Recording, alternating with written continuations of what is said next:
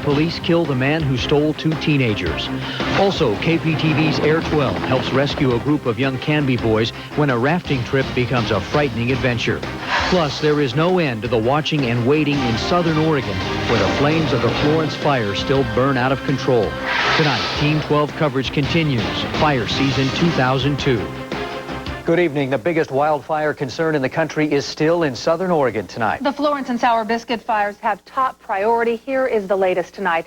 950 people have voluntarily left their homes in southern Oregon, and firefighters have spent much of the day setting back fires, hoping to cut down on the fuel in the fire's path. Firefighters expect the Florence and Sour Biscuit blazes will still be smoking until the fall rains come. Throughout Oregon tonight, nearly 13,000 firefighters are battling major wildfires, burning 438,000 acres.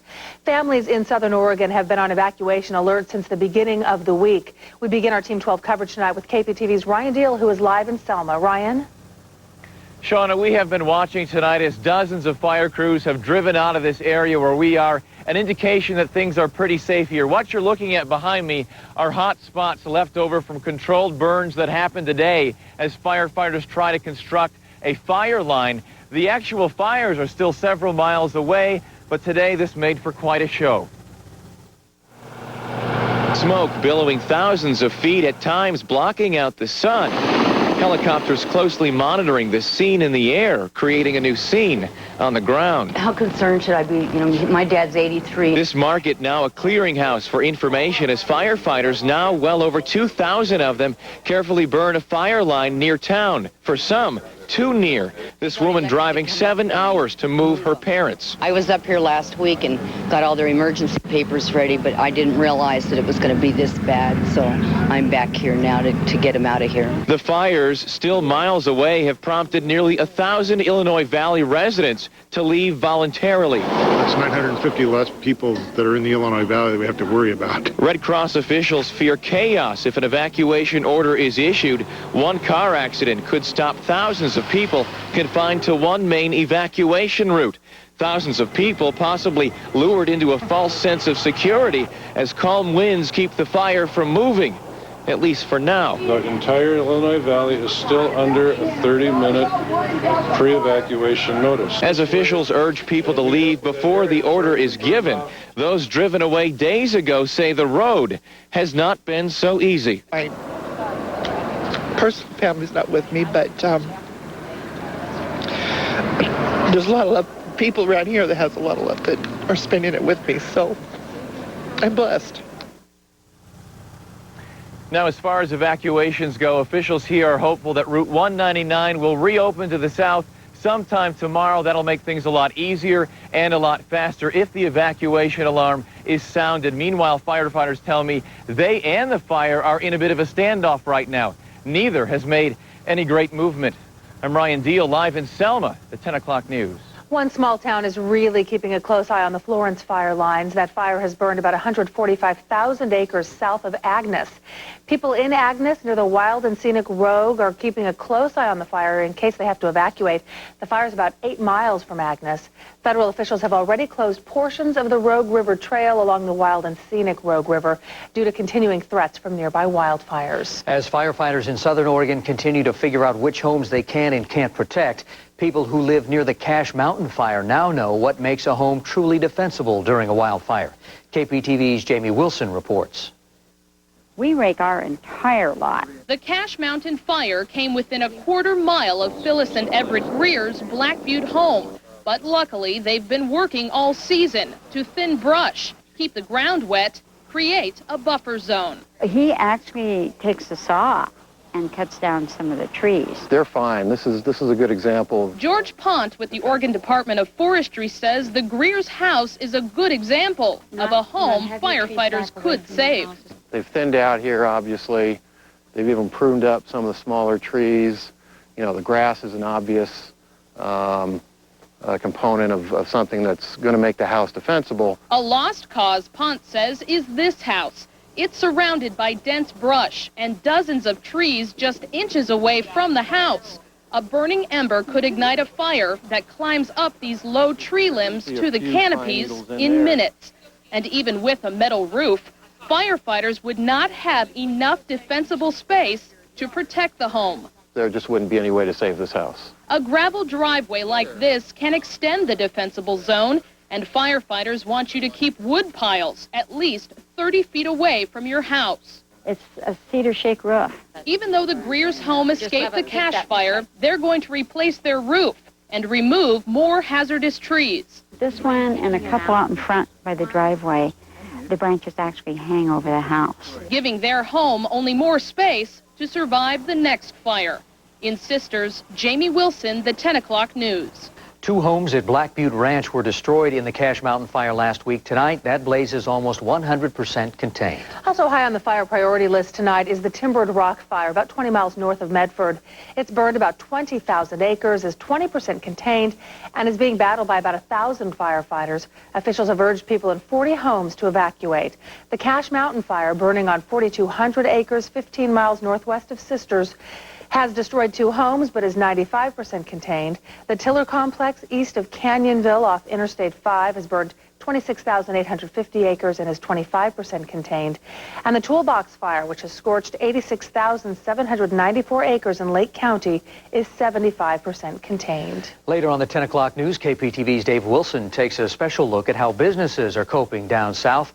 Dave found businesses are suffering, and he'll introduce us to some people who say tourism is down, and it's going to take a while to bounce back. That story at 10:45. And be sure to keep it right here on KPTV for continuing coverage of fire season 2002.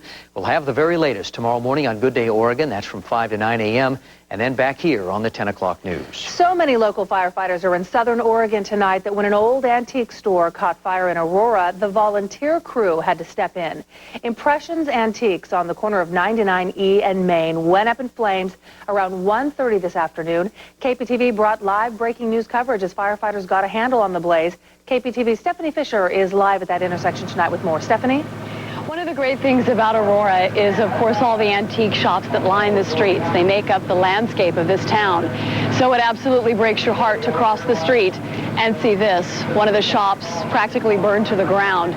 Not only because Aurora lost part of its uniqueness with the loss of this shop, but that it also lost all of the treasures inside.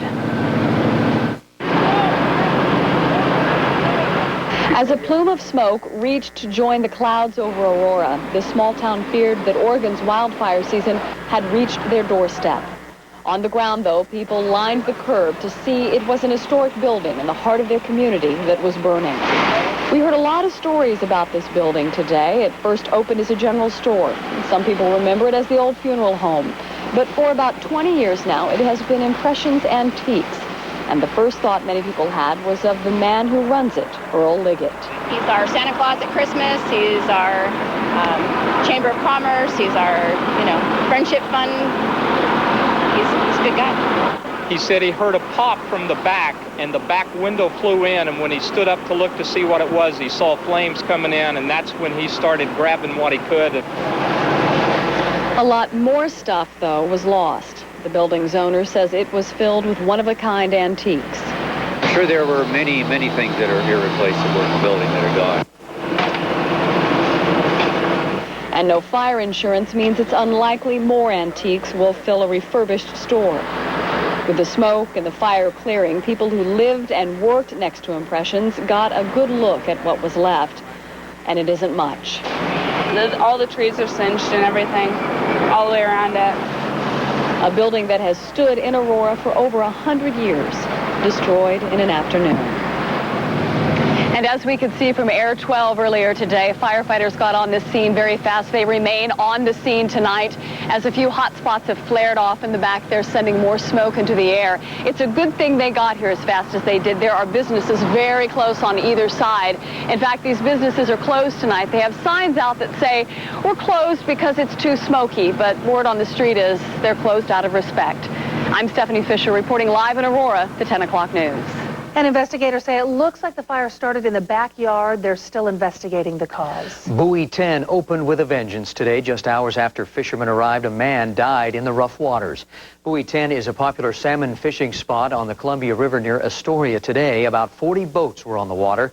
One of those boats capsized around 10 o'clock this morning. The men on board fighting the surf for more than an hour before they made it to shore.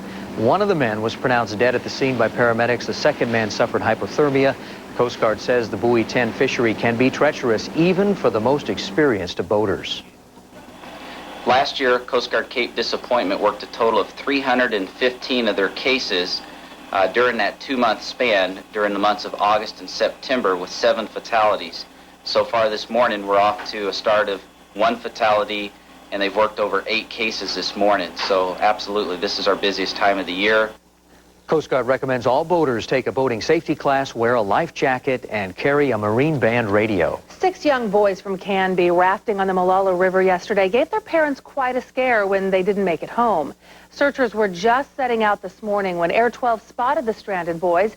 We brought you live coverage of the rescue on Good Day, Oregon this morning. KPTV's Robin Burke has the story. Never do this again. An emotional reunion for a mother and her 13-year-old son. He and 5 friends spent a cold night on the banks of the Molalla River. When it started to get dark, we thought that we should stop because we were all cold and wet. And then we found shore, and then we noticed that the raft has popped.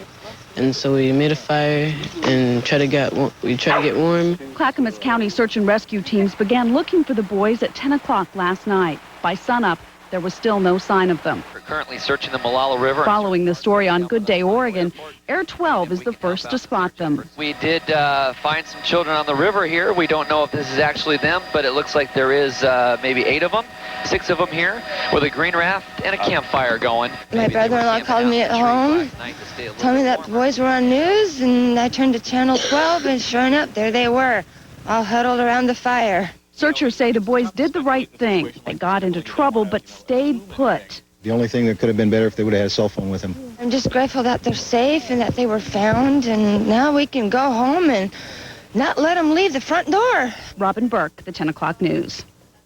The boys range in age from 12 to 14. They were all cold, but not hurt. A billboard falls, taking lives with it. The story still ahead on the 10 o'clock news. Plus, police say 2 girls kidnapped in California are very lucky to be alive tonight.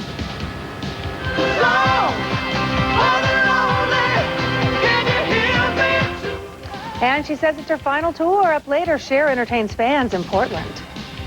And on the weather deck, I'm meteorologist Rod Hill. A nice day today, 82 the high temperature. The morning low is 55. You can see the averages for the first day of August, 81 and 58. Rain this weekend. We'll talk about that coming up tonight at 10:30.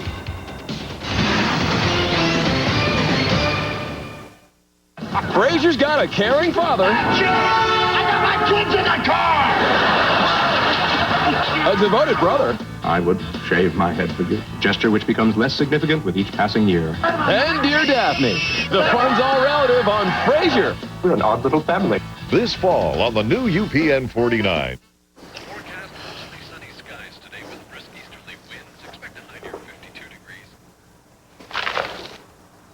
Tired of pizzas with hard, inedible crusts? That's not a pizza. This is a pizza. The stuffed crust pizza only from Pizza Hut, with a piping hot layer of mouth-watering cheese baked right into its soft golden crust. The stuffed crust $9.99 deal. Any way you slice it, it's terrific. Now that's a pizza.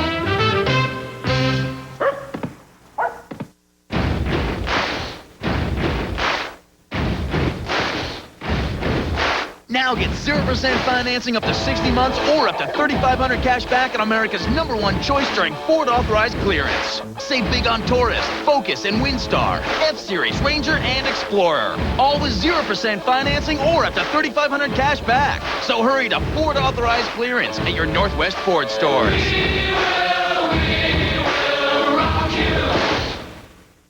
The ink's hardly dry on her divorce, but rumors of J-Lo's new beau have been swirling for months. Who is the mystery man in her life? Ms. Lopez clears the air. Coming up. It's the 2002 Clark County Fair, now through August 11th. 4 stages of entertainment. Hundreds of animals, displays, giant sand sculpture, and much, much more, all at one low price. Ride the spectacular Fun Coaster, too, just 10 minutes north of Portland on I-5. Come celebrate summer's best party at the 2002 Clark County Fair. Saturday is the Heart of Washington Day and features lots of exciting family activities. Plus, 99.5 KWJJ presents Country Thunder, hosting Aaron Tippin at 7:30. The famous Parker Furniture Summer Sale. The savings will make you feel warm all over. Only now, only at Parker Furniture. An original for 50 years.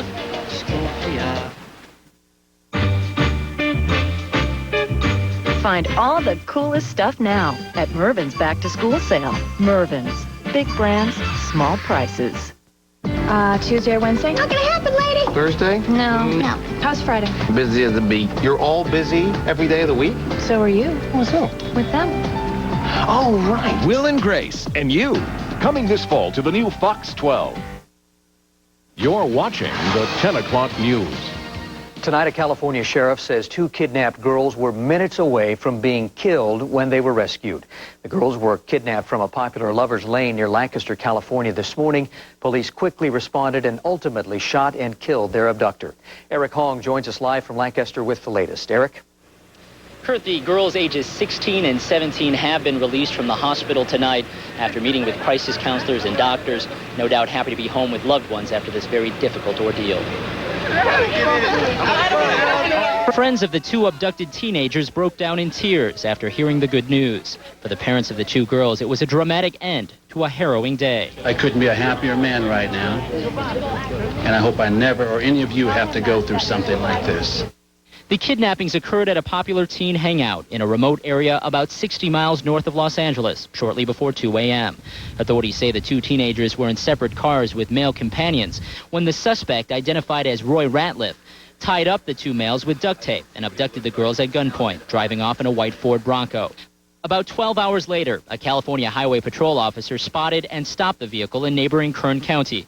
Authorities say Ratliff was shot during an exchange of gunfire with sheriff's deputies. The suspect is deceased. He has been killed at the scene. But the good news is the girls have been found. They've been safe. Authorities say the girls had been sexually assaulted. The Kern County Sheriff believes they were moments away from being killed. He was hunting for a place to kill him and bury him. We probably saved him by 10 minutes. He was parked. He had found the spot. Within minutes of the abduction, authorities activated the state's new Amber Alert, notifying the media and drivers to be on the lookout for the getaway vehicle. Authorities say that new system, implemented just last week in California, may have saved the lives of these 2 girls.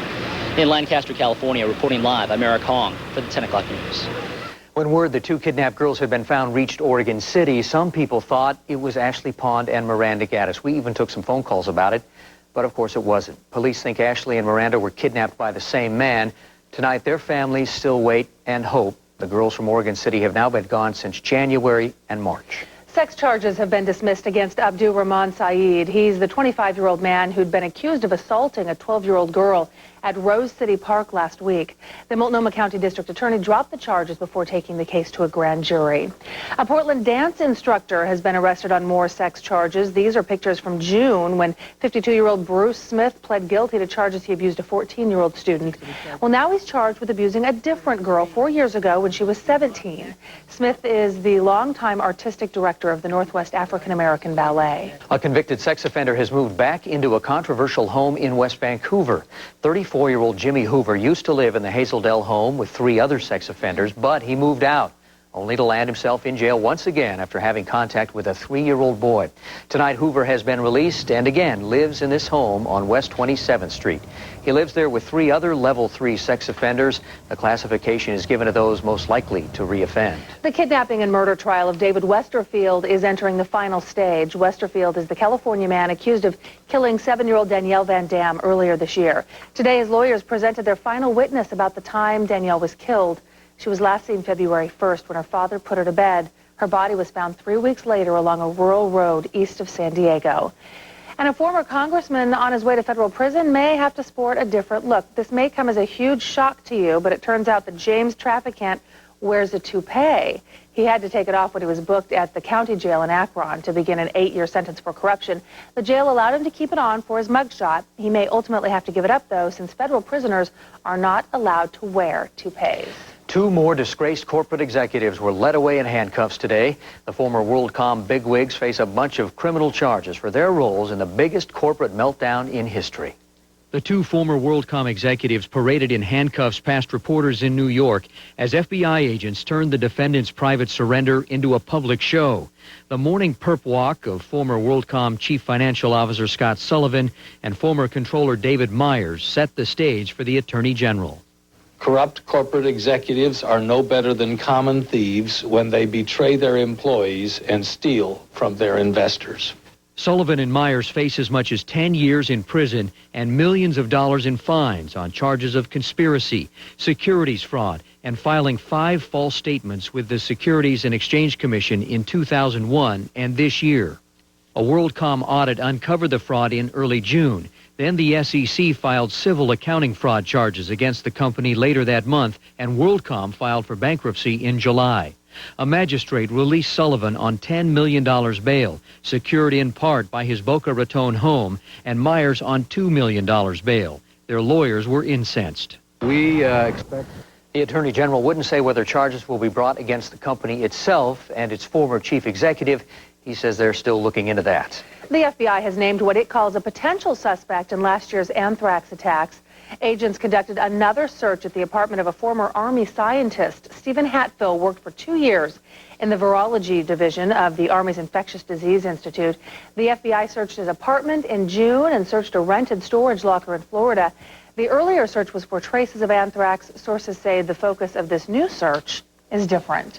Well, coming up, Rod says he's becoming more and more convinced we could see a rainy weekend. Details ahead in the Pinpoint forecast. Also still ahead, KPTV takes you behind the scenes at the Umatilla Chemical Depot. We'll show you what it takes to burn nerve gas. And J-Lo has a new beau. We'll tell you all about it when the 10 o'clock news continues. When I'm driving, there are certain things I expect from my co-pilot. Advisor. If you're going to sit in that seat, you've got responsibilities. Navigation skills are key. Can't we just ask somebody? And if something unexpected comes up, you've got to handle it. Change. I can't. All right, Mom, look in the back of the seat. Calm down. I need the quarters. Not everyone's up to the challenge. But when I'm with a true professional, it takes my driving to a whole new level. The 200 horsepower, 6-speed Jetta GLI. Right. For people who take driving a little too seriously. At Farmington Gardens, we're growing for you. Acres of healthy plants are our specialty, large or small. Old favorites and new varieties. It's easy to find new beauty for your garden. Don't miss our annual Green Thumb sale with fantastic savings on roses, shade and flowering trees, rhodies, perennials, fruit trees, and more. At the lowest prices of the year, now through August 5th. Grow the gardens of your dreams. It's a short drive out Farmington Road in Aloha. Farmington Gardens. We're growing for you. Timber isn't the only thing burning in southern Oregon. Fields of Oregon's most infamous cash crop are going up in smoke, too. The story coming up on the 10 o'clock news. So how do you like the Big Apple? Hey, what's that? That's a herd of poodle. What's that? An upside-down square dance. Come on. What's that? That's a New York City swimming hole. Come on, I'm hungry. What's that? The new Southwest turkey and bacon on jalapeno cheese bread. Reminds me of home. Delicious turkey, crisp bacon, topped with tangy Southwest sauce, all in our new fresh baked jalapeno cheese bread. Loose horse, I'll get it. Subway, eat fresh. Not a good idea. Tonight's weather report on the 10 o'clock news is brought to you by American Family Insurance. All your protection under one roof. Look in the white or yellow pages and call today. It was quite a storm. We had golf ball size hail. And it was just like day turned to night. The hail was bouncing off the side of the house. You could actually see the dents in the roof. It was wild. The hood of my car was totally wiped out. Our screened-in porch got damaged. It's like somebody had taken a hammer and just hit it all over the place. We called our American Family agent. We just called our American Family agent. The claims person pointed out things that we didn't even see. With American Family, you don't have to worry. All your protection under one roof. American Family Insurance. This week, the Army began doing burns at the Umatilla Chemical Weapons Depot in eastern Oregon. But they're not burning toxic agents, not yet anyway. As KPTV's Jim Hyde reports, these test burns are preparing crews for the real deal. These igloos were built before Pearl Harbor to store regular ammunition.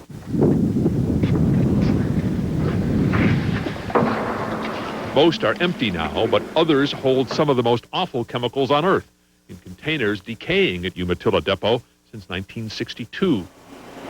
Mustard and sarin liquid, which would be vaporized by their explosive shells. The Army wants it all to go away without having to sound the real alarm. This facility, 5 years in construction, must do that job. 2 3/8-inch walls, inner and outer, with a 6-inch ceramic blanket. Shells would be loaded into these containers in the igloos and trucked to the plant. Conveyors move them toward incinerators.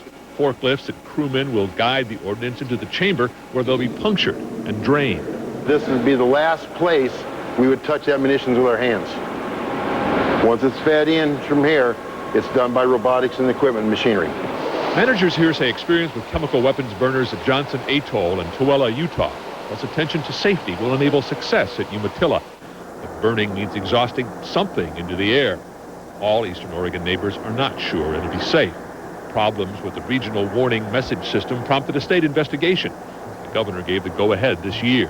Yeah, Jeff, I just got 950. Operators monitor the practice burn of benzene, a surrogate for the toxins that won't be test toasted until early next year. They say the control room here at the plant and the depot ops center will do their jobs. It gets sealed up sort of like a seal meal. There are protective suits for plant staff, and confidence civilian neighbors won't need such shrouds. At the Umatilla Depot, Jim Hyde, the 10 o'clock news. The chemical weapons incinerator has not been okayed for operation yet. First, it has to be certified for safety by the state DEQ, the Environmental Quality Commission. Target date for beginning the actual destruction of the chemical agents is spring of 2003. Portland's Pot Doc is back in business. Dr. Philip Levesque says he can now start seeing patients again. Levesque is the osteopath who signed 40% of Oregon's 3,600 medical marijuana applications. His license was suspended for 90 days because he signed applications for patients he never examined.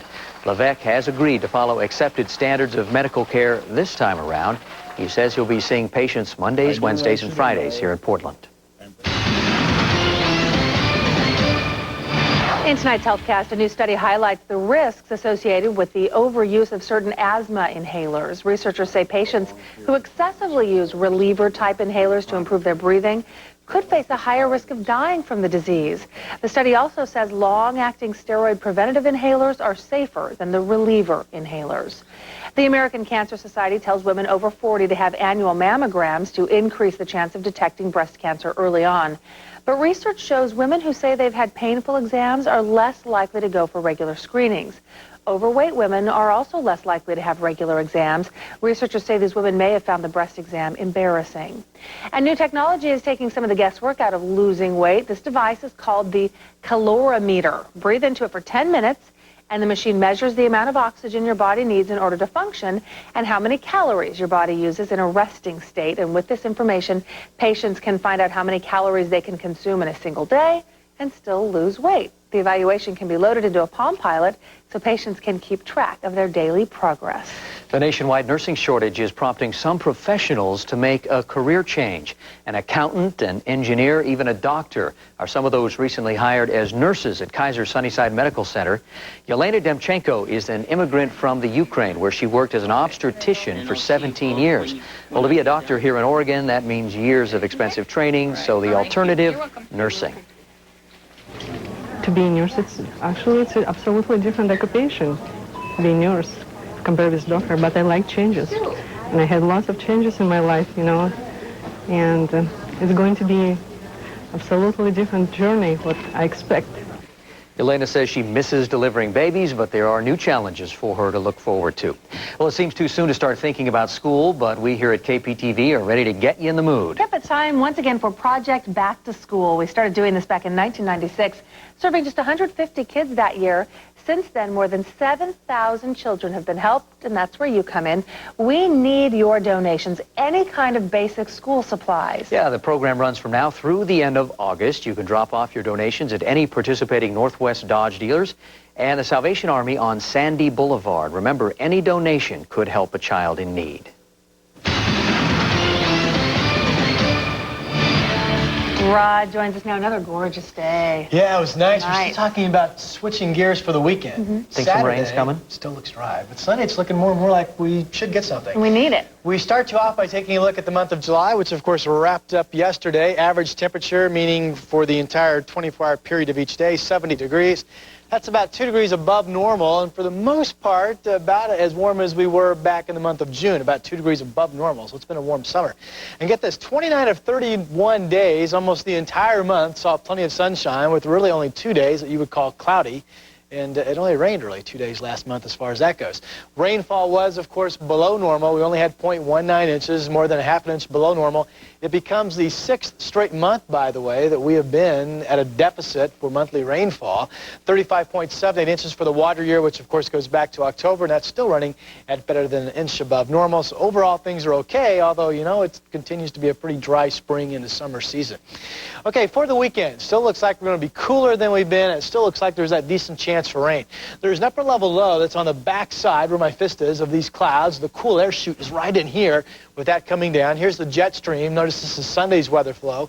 The upper level low parking itself over the northwest. And this X is meant to portray an upper level disturbance. Sometimes these lows spin little disturbances around them. And if that's the case, this would come in at some point on Sunday and we would get maybe 2-3 hours, some steady rainfall. That would be really beneficial to us. If that doesn't exist, it'll still be cool and unstable. Anytime it's sunny, the clouds will build in, and then we'll get some spotty or lighter showers. Won't amount to too much. So the X could equal upwards of about 1/4 of an inch. If we don't get that on Sunday, it would just be about 0.02 or so. But again, the best chance of rainfall will be on Sunday. I still think at this point Saturday will be dry. So we'll continue to follow that and see how it all turns out. Pretty good day today, as Shauna mentioned. 82 degrees in Portland. Beautiful outside for the first day of August. Salem at 84. Redmond had 90 degrees. Burns had 91. It was 92 up in John Day this afternoon. Over the border, Kelso 75 degrees. Tillamook had 62, and Seaside had 61. It's clear outside tonight, and it's cool again. 63 is our current temperature. Air is dry. Dew points in the mid-40s. Barometers on the rise tonight. Winds northwest at 13 miles per hour. Quick look around the country. Some thunderstorms racing across the northern portions of the big lakes across Michigan tonight. And this one report caught my attention. Sault Ste. Marie, with this big band of thunderstorms today, picked up just over 5 inches of rain. That's the exact amount that we've picked up in Portland since April 11th. They picked up in one day what we picked up over the last handful of months. Here are the high temperatures across the country today. It was hot, HOT in Kansas City and St. Louis, 101 there. 83 up in Omaha, Nebraska this afternoon, 106 down in Phoenix on the Oregon coast. Clouds will be building in. Could be some drizzle even in the morning, especially Tillamook northward. And then you'll see some sunbreaks in the afternoon. High temperatures will be in the 60s. Maybe the clouds hold on from Astoria up into Long Beach. A small craft advisory issued for tomorrow. Winds will build up to the northwest at about 25 knots. Maybe a speck of some drizzle or some light rain around Kelso early in the morning. Otherwise, those deep clouds in the morning will break. We'll see high temperatures in the 70s in the valley. Government Camp 68. Should be a pretty good day up in the mountains. You'll be up above most of the high clouds. And on the other side, it will be gorgeous, sunny, but noticeably cooler. Bend only 76 tomorrow, the coolest day that you've had in quite a while. John Day 78 would be the coolest day you've had in quite a while. Burns tomorrow 80, mostly sunny skies. Breezy northwest winds developing, bringing in that cooler weather. LeGrand at 75 tomorrow, Pendleton at 80. Cooler forecast, terrific news for the continuation of this fight against the fires. The Dow 79 tomorrow, Hood River 76, Cascade Locks after some morning clouds getting up into the lower 70s. Okay, in the morning it should be really cloudy out, 56. Those clouds could hold through the noon hour, then will become partly sunny in the afternoon, 74 degrees. And by the way, it looks like that morning low of 56 is not going to be low enough. Some areas could get down to about 50 degrees. Again, I think Saturday will be a dry day, starting off cloudy, then getting some afternoon sun. Sunday, a good bet. There will be at least sporadic showers around, and that could linger into Monday. And then they will become dry and slowly warm up the mid-part of next week. Found this to be interesting. Back in 1954, on this date, Mount Rainier still had 16 inches of snow at the 5,500-foot level after a big snow year that year. Really? Wow. Yeah, still snow up on Mount Hood, huh? There is, but not down to 5,500 feet. That's pretty low, you know. And we talked about it last night because we had one viewer in particular whose son was getting married on Saturday, very concerned about the raindrops in the 7-day. I didn't see any in that 7-day. And we took it out because we're the station that cares. Oh, okay. That explains it. Yes. We wondered where it went. Thank you very much, Ron. Well, the kids are clamoring for it. Still to come on the 10 o'clock news. We'll tell you when you'll be able to buy The Lord of the Rings on DVD. Plus, the Southern Oregon wildfires are helping drug agents as crops of pot go up in smoke. And a billboard collapses in Georgia, killing some people. We'll have that story when the 10 o'clock news continues.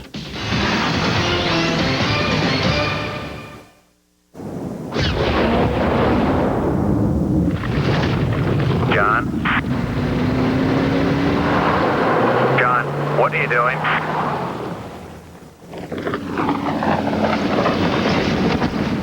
Look, I know you can hear me. John? Hello? Come on, John, it's my turn to drive. Hello? It's an adventure in comedy that takes you inside the family of Ray Barone.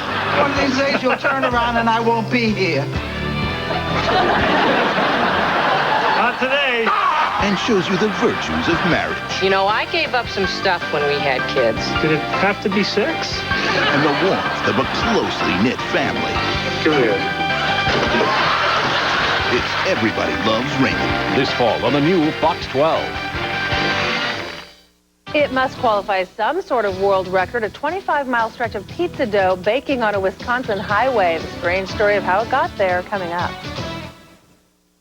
Verizon Wireless now gives you more minutes to call your mother, your brother, and all your friends anytime across the country. Now get 1,000 anytime mobile-to-mobile minutes to call any other Verizon Wireless customer coast to coast. Plus, get unlimited nights and weekends on the America's Choice Network for $39.99 monthly access. And get a cool Kia Sarah phone for just $29.99. So now you can call your cousin, your client, and even your contractor anytime.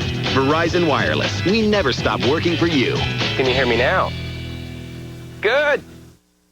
Make way, America, for the special edition Jack in the Box Extended Value Menu 4x4. For about a Now that Jack has beefed up his value menu, you'll be doing some heavy-duty hauling. We're talking 3 big, meaty 99-cent burgers piled with tons of toppings. So climb aboard, America, and fill up with Jack.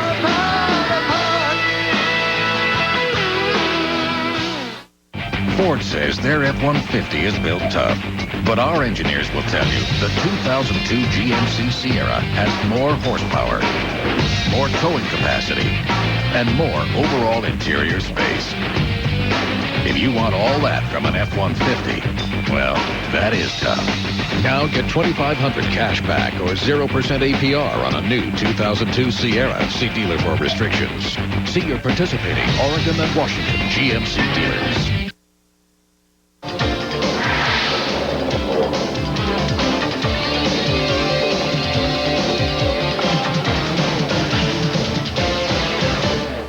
A gigantic billboard collapsed at a shopping center in suburban Atlanta, killing 3 people. The 35,000-pound billboard fell, trapping 4 construction workers under this wreckage. The workers fell 40 feet as that sign buckled. A 5th member of the crew was on his way to pick up a spare part when he heard a loud crack and ran for his life. Amy Gulzer tried to help the men, but it was just too late. 2 of them right here. One was probably, he was not moving. I thought that his dad. The one was breathing. He was still alive. And we tried to pull him out, but can't do it because it was so heavy. 3 of the workers were crushed to death by the fallen steel. A 4th is in good condition tonight. Investigators are looking into the cause of the collapse. In other news from America tonight, a case of animal cruelty in Florida involves more than your average house pet. 150 exotic animals were confiscated from a house in Miami-Dade County. Everything from an African deer to macaws, even a pregnant mare. Animal rescuers say many of the animals were malnourished. The owner of the property, 69-year-old Andrew Bloom, has been acquitted of animal abuse charges before. Police have removed 10 marijuana plants growing in an Idaho sewage treatment plant. The seeds were apparently flushed down a toilet. Certainly didn't do the plants any harm. The pot flourished, growing to nearly 4 feet tall. Get this, public works employees say it's not so unusual. They find a lot of plants growing in their ponds. And an unusual spill on a Wisconsin highway. Pizza dough oozed out of a Tombstone truck covering a 25-mile stretch of road. Hot temperatures actually caused the dough to rise, which popped open the truck's tailgate. The driver pulled over when he realized he was losing the dough. 7 workers were called to clean up the mess. Rock diva Cher performs in Portland tonight. Still to come, we'll give you a glimpse of her show. Plus, it could be a headache to travel on I-84 this weekend. Some construction information you need to hear coming up. And get a pen and paper ready. Last night we told you how to get information about high-paying airport security jobs. We will repeat that information right after this. Earlier today on Good Day That's Oregon. my brother. Look at. Not, yeah. He's my brother. Look, separated at birth. Come on, go ahead, do it, Danny. Now, both of you, look in the camera and smile. Look right in there. Ah!